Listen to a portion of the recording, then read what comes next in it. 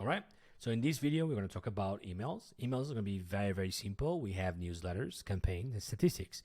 For newsletters, is every time that you want to send an email to your list, this is where you do. So let's go ahead and create one. When you do it, you make sure that you select the subject line, because the subject line is going to see what they see in the subject. So this is awesome. Okay. Then the sender name is what they see as the name, and the sender email is the email that you've added in that support or email. Okay. Now let's go ahead and save it. So when you do this, now what you need to do is you need to select the tags that you are going to send an email to. And then you want to see the email sent, opens, the clicks, and the date sent. So let's go ahead and go for this is awesome. So now here is where you edit your email. I don't really use this new kind of, this kind of template and stuff like that. Some people love it. I'm not really a big fan. So what I like to do is I like to send more just around text kind of emails. So I switch to the classic editor, confirm, and I just write text here. This is what I prefer as a marketeer, is just write text, not really to make those types of emails there.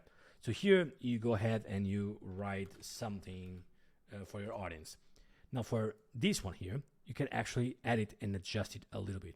So for example, so if this one, you want to make it a heading 1, you do that. If this one, you want to make it a heading 2, you do that. If this one, you make it a paragraph, it is just a paragraph in standard. Okay, so you can edit and adjust them to grab people's attention. Now, the next thing you can do, this is a standard editor. You can do center, justify on the right, left, center, etc. I always do on the left. And here is what is the interesting part, which is the variables that you can use. So you have email, first name, and all that stuff. Make sure that every time that you do an opt-in, you actually use the first name or first last name, so that you can go ahead and send those out. Okay, so first name is going to be this one, the email there. And then if you want to send the contacts affiliate ID, you're going to be using there, but you're going to have a video talking about how to do the affiliate videos for that, so don't be worried about that right now. Now here, standard, okay? If you want to add a link, you go ahead and select, click here, and you add a link here, and click there, okay? So really, really standard, what most people use in a normal funnel, or in this case, email sender. Now here on the top right corner, you have save. You can save it. It's not going to send to anyone. You just save it so you don't lose the contact. Save and test, you click here, and now you send to an email to see exactly how it shows in your email. Save and send, so you're going to send to your audience. Save and schedule, you're going to schedule to a specific time. So when you click there, I need to add text first, so we're going to get there in just a little bit. For the email settings, you are going to use whatever name you want, and the email should be the one that you added in your domain emails. For attachments, if you want to add a file, you'll add there. I never really add files. So contact settings, this is what you want to manage. So send emails only to contacts who have registered, for example, for over 30 days ago. Okay, I usually just do 0, but if you're doing specific campaigns for only people that register like 30 days ago, you can do that.